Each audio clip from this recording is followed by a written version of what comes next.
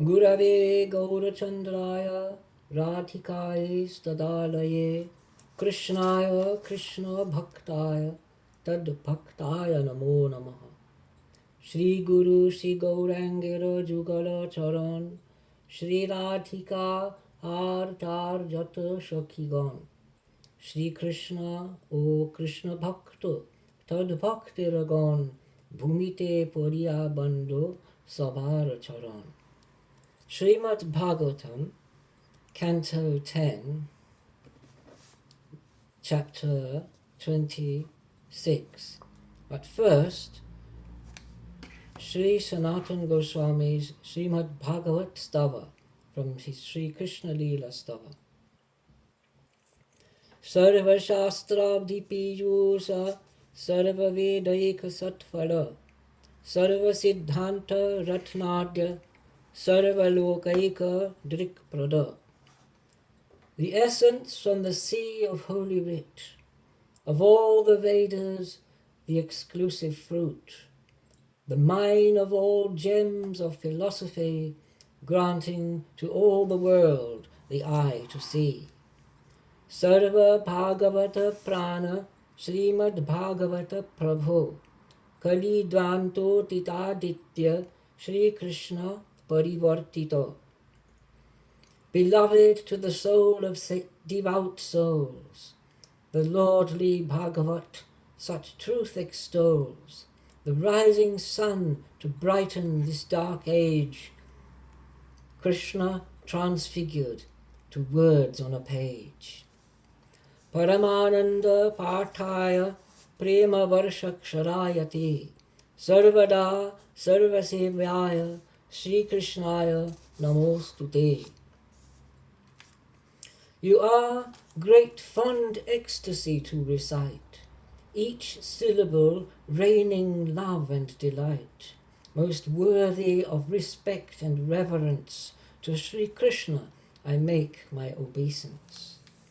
Mad eka bandho mad sangin mad guru man mahadhana man nistaraka mad bhagya mad ananda namostute. My one friend and only society, my preceptor and great prosperity, my good fortune and my deliverance, my joy, to you I make my obeisance. Asadhu sadhuta dayinati nichotata kara hanamuncha kadachim mam premna hritkantayo spura. Sinners are sainted by your wondrous grace. You raise the lowly and exalt the base. Alas, abandon me not, I devote myself, appear with love upon my throat. So that was Sanatana Goswami's Srimad Bhagavat Stava. Now, Srimad Bhagavatam, Canto 10, Chapter 26. Sri Shuka said, the cowherds saw with astonishment fraught the wonderful exploits by Krishna wrought. They could not comprehend such a display, and gathering together began to say, since this small child of soft and tender age does in such wondrous enterprise engage, and therefore seems of superior worth, wherefore has he taken this lowly birth? How did this child of but 7 years stand, holding the chief of mountains with his hand, as if in play to exhibit his power, like a tusker plucking up a lotus flower? But when an infant still with half-closed eyes, the wicked Putana came in disguise. By sulking at her breast, her life was ta'en, e'en as time does youth from the body drain.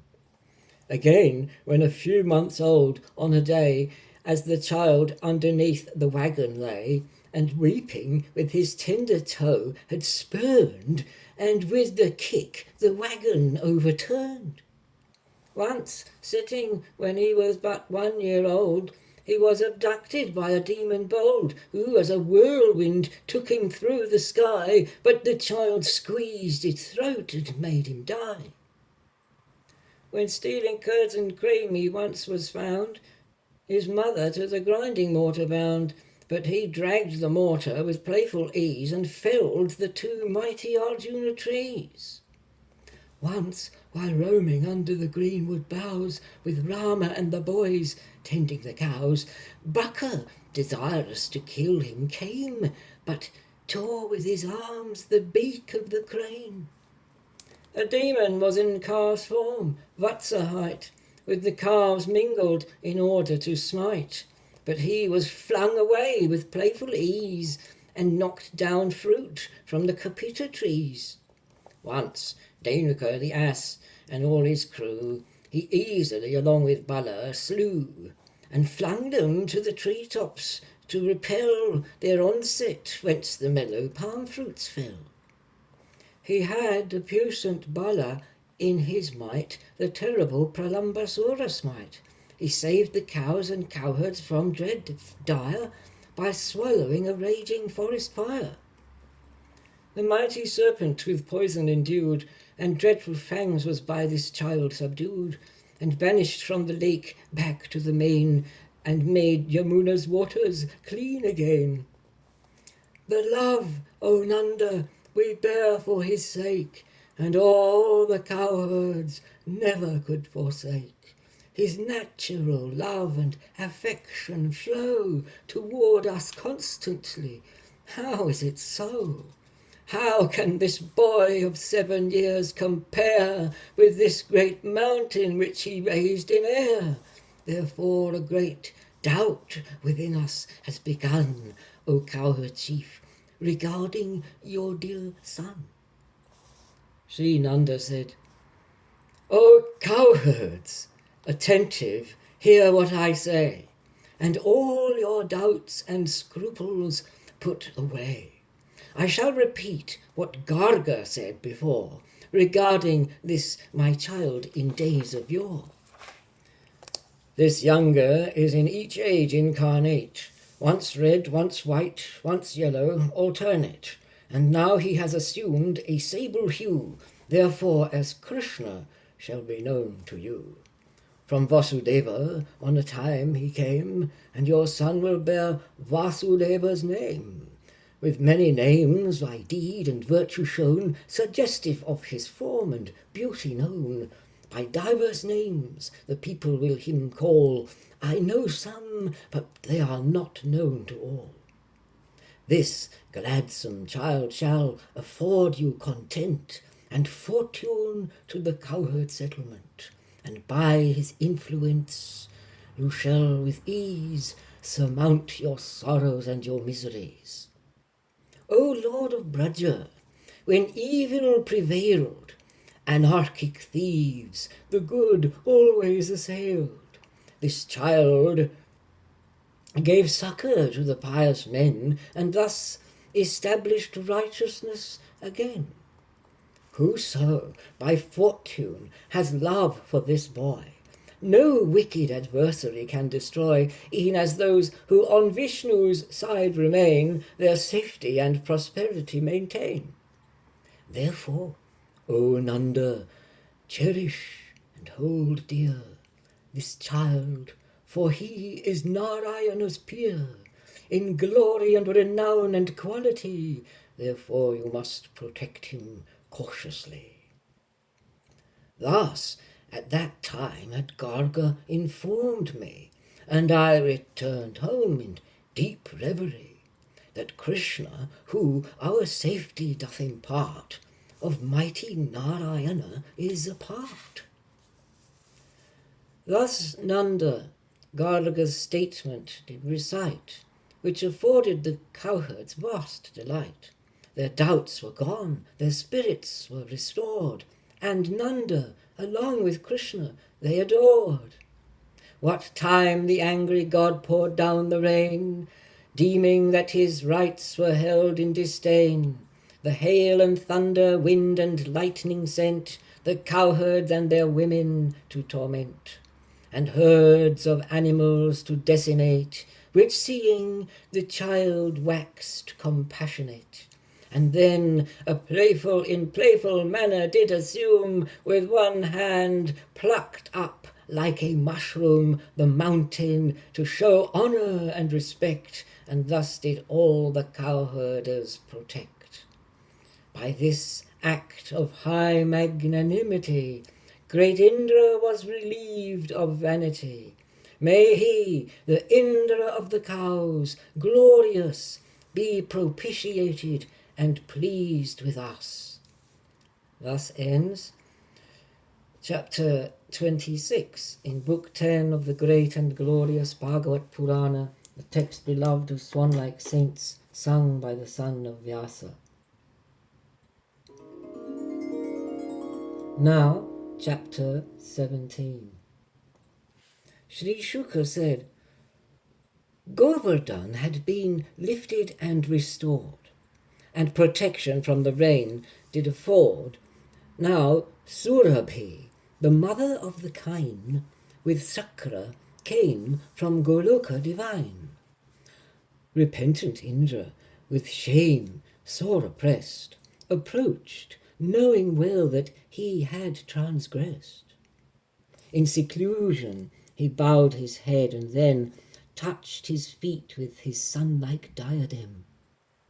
Having thus heard and now seen Krishna's might, his own power subdued and put to flight, proud no more of world lordship, bowed his head, and with palms joined together to him said, Indra said, Thou art the pure existence absolute, who penance, peace, and glory constitute. By thy supreme power illusory, the current flows urged by the gunas three. But thy self-refulgent bright radiance dispels restive passion and ignorance. All this doth darkest ignorance confound, where fools are by the bonds of passion bound, and their latent desire pulls them and draws, which is of metempsychosis the cause. But thy chastisement should be understood as inflicted on sinners for their good. As Almighty thou seekest all to bless, and art the guardian of righteousness. Thou art the Lord, the preceptor and sire of all this vasty universe entire. Thou art inexorable, time revealed, who doth the great rod of chastisement wield. And thine own intent purpose to fulfill, thou takest incarnation at thy will, and the arrogant of their pride relieve, who vainly themselves as great lords conceive. World rulers like myself, in haughty pride, like fools, have themselves misidentified. But seeing thou fearless in spite of time, their vanity and arrogance resign. And then the righteous path eager pursue, as that the noble devotees ensue. Thou dost chastisement to the vain direct, only for their relief and to correct. Plunged in delusion of pride in excess, infatuated by my lordliness, I knew not thy power and dignity, and an offence have offered unto thee. It behooves thee to expiate the stain, and never may my mind be fouled again. Thou hast made incarnation on the earth, where burdensome demons have taken birth. Adhokshaja, of inscrutable will, thou shalt the armies of the demons kill, and grant welfare to the good who entreat thy grace and serve thy lotus flower feet. Hail to the Lord, illustrious divine, to the great self and supreme male sublime. Hail Vasudeva, hail Krishna adored, all hail to him of Sattvatas the Lord, To him who takes forms of pure existence, at will constituted of consciousness, hail to the one who is the seed of all hail to the soul of creatures, all hail. O Almighty, with storms, my vile intent to devastate the cowherd settlement was due to my rights being set aside, which I took as an insult to my pride. Yet thou hast shown thy disinterested grace to thwart my enterprise, my pride efface, since thou art Lord and Preceptor divine, the self of all, unto thee I resign. Sri Shuka said, thus Krishna, having been well glorified by the Lord of Clouds, he was satisfied. Smiling, the Almighty, thus comforted, and resonating like a cloud, he said, the illustrious one said, O cloud compeller, just to favour thee, thy sacrifice was disrupted by me. In pride, indiscriminate, thou wert blind, but now always recall me in thy mind. Those blinded by power and affluent see me not with the rod of chastisement, but when I show my grace compassionate, I cast him down from his exalted state. Therefore, O Shakra, back to heaven wend, and may all good fortune on thee attend. Conduct thy delegated tasks, abide in peace, without nor vanity nor pride. Now Surabhi, the mother of the kine, addressed Krishna in cowherd form divine, and with great respect unto him she bows, along with all her progeny, the cows. Surabhi said, O Krishna, Krishna, mighty mystic Lord, the soul and the cause of the world adored, O Achyuta, world Lord of majesty, by thy favour we have a Lord in thee. Thou art our worshipfulest deity, be our Indra and world divinity. Bring welfare to the gods and please the cows, the holy men and Vipras of firm vows. Soul of the universe, thou takest birth to lighten the great burden of the earth. Now, being ordered by Brahma on high, we shall conduct thy bathing ceremony. Sri Shuka said, thus Surabhi, Lord Krishna did invite, and bathed him in her own milk with delight. Airavata, the mighty Tusker rears his trunk, wherein the sky Ganga appears. Thus Indra, with the gods and sages round, with sanctifying drops Lord Krishna crowned. The mother of the gods, Aditi hight, and all the matrons observed the grand rite, as the descendant of Dasarha famed was anointed, and as Govinda named. There Tumburu, Narada, and the rest, Gandharvas, Vidyadharas, Siddhas blessed, and Charanas, all gathered in a throng, and raised the glory of Hari in song, which of the world removes impurity. The wives of the gods danced in ecstasy, the gods with all the celestial train, while praising shower him with flower rain. All people felt the excess of delight in the three worlds at such a wondrous sight. All graces and all blessings did abound, the cows from milky udders drenched the ground. The rivers flowed with fine flavours replete, the trees exuded streams of honey sweet, unlaboured orchards fruits and flowers yield, the mountains showed their gems before concealed. During Krishna's bathing ceremony, O scion of the Kuru dynasty, O dear one, beasts gave up their savagery, sans their natural animosity. Thus Shakra, having worshipped reverent Govinda and the cowherd settlement, he took his leave, which Krishna did impart, then did with the gods to heaven depart. And thus ends chapter 27 in Book 10 of the great and glorious Bhagavat Purana, the text beloved of swan-like saints, sung by the son of Vyasa.